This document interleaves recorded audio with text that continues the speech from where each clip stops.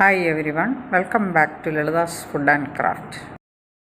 ഇന്നത്തെ നമ്മുടെ വീഡിയോ വളരെ ടേസ്റ്റി ആയിട്ടുള്ള ഒരു ഫ്രൂട്ട് സലാഡ് അല്ലെങ്കിൽ ഒരു ഫ്രൂട്ട് കസ്റ്റേർഡാണ്. അതിന് ഞാൻ എടുത്തിരിക്കുന്നത് ചെറുതായി കഷ്ണമാക്കിയ ഒരു ആപ്പിൾ, ഒരു മാങ്ങ, ഒരു റോബസ്റ്റ പഴം, ഒരു പോമഗ്രാനൈറ്റ്, പിന്നെ 8-10 സീഡ്ലെസ് മുന്തിരിങ്ങ എല്ലാം ചെറുതായി അരിഞ്ഞതിന് ശേഷം ഷുഗർ സിറപ്പിലിട്ട് നമുക്ക് ഫ്രിഡ്ജിൽ സൂക്ഷിക്കാവുന്നതാണ്. ഇനിയും നമുക്ക് ഫ്രൂട്ട്സിനകത്ത് ഒഴിക്കാനുള്ള സിറപ്പ് ഉണ്ടാക്കാനായിട്ട് 1/2 കപ്പ് ഷുഗർ ഒരു ബൗളിലേക്ക് ഒഴിച്ച് 1/4 കപ്പ് വെള്ളവും കൂടെ ചേർത്ത് ഗ്യാസിൽ വെച്ച് തണുപ്പിച്ച് എടുത്തുകൊണ്ട് വരാം. ഷുഗറും വെള്ളവും കൂടെ ഗ്യാസിൽ വെച്ച് ഇളക്കി ഷുഗർ അരിയുന്നത് വരെ നമുക്ക് തിളപ്പിച്ചെടുക്കാം.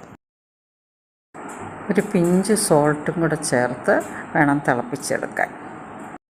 ഷുഗർ സിറപ്പ് തിളച്ചിട്ടുണ്ട്. ഇനി നമുക്ക് ഫ്ലെയിം ഓഫ് ചെയ്ത് തണുക്കാൻ വയ്ക്കാം. തണുത്തതിന് ശേഷം വേണം നമുക്ക് ഫ്രൂട്ട് മിക്സിനകത്ത് ഒഴിച്ച് ഇളക്കി ഫ്രിഡ്ജിൽ സൂക്ഷിക്കാൻ. അരിഞ്ഞു വെച്ചിരിക്കുന്ന ഫ്രൂട്ട്സ് എല്ലാം ഒരു ബൗളിനകത്താക്കി എല്ലാ ഫ്രൂട്ട്സും കൂടെ ഒന്ന് മിക്സ് ചെയ്ത് വെക്കാം. റോബസ്റ്റായ്ക്ക് പകരം നമുക്ക് ഞാലിപ്പൂവൻ പഴം വേണമെങ്കിലും എടുക്കാവുന്നതാണ്.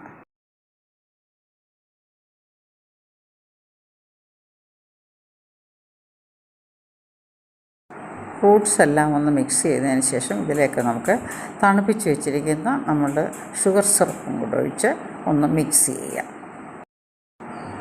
ഷുഗർ സിറപ്പ് ഒഴിച്ച് ഫ്രൂട്ട്സ് എല്ലാം ഒന്ന് മിക്സ് ചെയ്തതിന് ശേഷം നമുക്കിതൊരു ബൗളിനകത്താക്കി ഫ്രിഡ്ജിനകത്ത് അടച്ച് സൂക്ഷിക്കാം. ഫ്രൂട്ട്സിൽ നന്നായിട്ട് ഷുഗർ അബ്സോർവ് ചെയ്യുന്നതിന് വേണ്ടിയിട്ടാണ് നമ്മളിങ്ങനെ ഷുഗർ സിറപ്പിനകത്തിട്ട് വെക്കുന്നത്.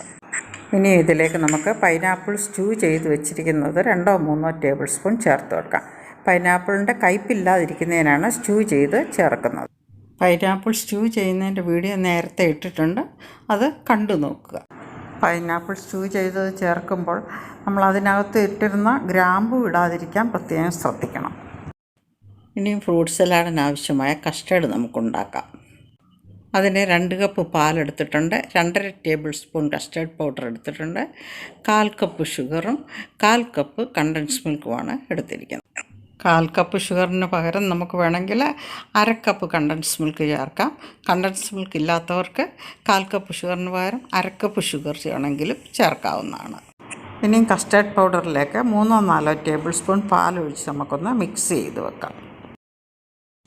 യെല്ലോ കസ്റ്റേർഡിന് പകരം നമുക്ക് പിങ്ക് കസ്റ്റേർഡ് പൗഡറും കിട്ടാറുണ്ട്.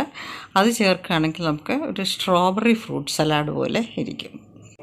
പിങ്ക് കസ്റ്റേർഡ് ചേർക്കുമ്പോൾ നമുക്ക് വാനില എസൻസിന് പകരം സ്ട്രോബെറി എസൻസ് വേണമെങ്കിലും ചേർക്കാം. ഞാനിവിടെ 1/4 കപ്പ് ഷുഗറും 1/4 കപ്പ് കണ്ടൻസ് മിൽക്കുമാണ് ചേർക്കുന്നത്.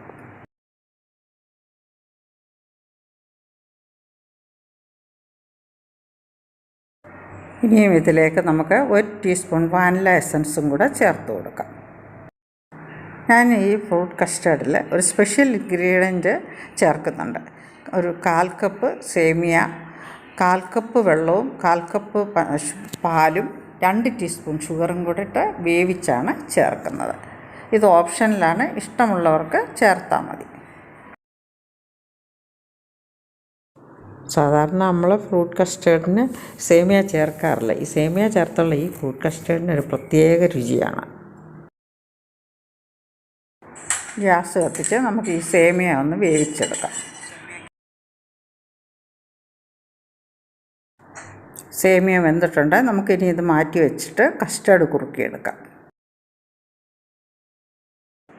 പാല് ചൂടാകുന്നത് വരെ നമ്മൾ ഇളക്കിക്കൊണ്ടിരിക്കുക. ചൂടായ പാലിലേക്ക് നമുക്ക് കസ്റ്റേർഡ് കട്ടയില്ലാതെ കലക്കി ഒഴിക്കാം. കൈയെടുക്കാതെ ഇളക്കി കസ്റ്റേർഡ് തിളച്ച കുറുകി വരുമ്പോൾ നമുക്ക് ഫ്ലെയിം ഓഫ് ചെയ്യാം. മുകളിൽ പാട ചൂടാതിരിക്കാൻ തണുക്കുന്നവരെ നമുക്ക് ഇളക്കിക്കൊണ്ടിരിക്കണം.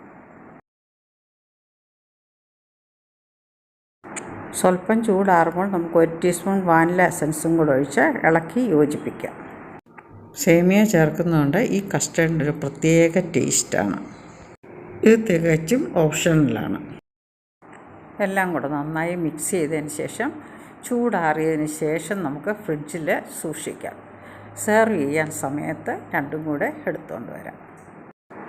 നന്നായി തണുത്ത കസ്റ്റേർഡും ഫ്രൂട്ട്സും നമുക്ക് ഫ്രിഡ്ജിൽ നിന്ന് എടുത്തുകൊണ്ട് വരാം. ഫ്രൂട്ട്സ് നന്നായി മിക്സ് ചെയ്തതിന് ശേഷം ഐസ്ക്രീം ബൗളിലേക്ക് നമ്മുടെ ആവശ്യത്തിന് അനുസരിച്ച് ഫ്രൂട്ട്സ് ഇടുക.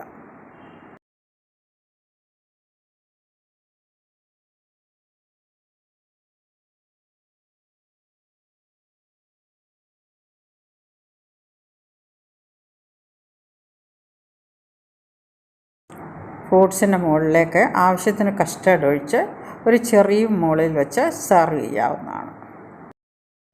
വളരെ ഈസി ആയിട്ടും ടേസ്റ്റി ആയിട്ടും ഉണ്ടാക്കാവുന്ന ഈ ഫ്രൂട്ട് കസ്റ്റേർഡ് ഈ പ്രാവശ്യത്തെ ഈസ്റ്ററിന് എല്ലാവരും ഒന്ന് ട്രൈ ചെയ്ത് നോക്കുക. ഇഷ്ടമായാൽ കമൻറ്റ് ബോക്സിൽ ഫീഡ്ബാക്ക് അറിയിക്കുക. ഇതുപോലെ നല്ല നല്ല വീഡിയോസുമായി വീണ്ടും വരാം. അതുവരേക്കും എല്ലാവർക്കും ഹാപ്പി ഈസ്റ്റർ.